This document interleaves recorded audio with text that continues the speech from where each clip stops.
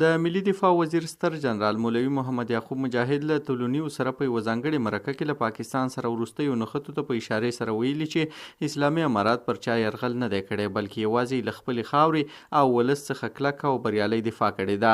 هغې زیاته کړې چې د یو افغان ولسي وګړي د شهادت په بدل کې لسګونه پاکستاني پوځیان وژلي دي.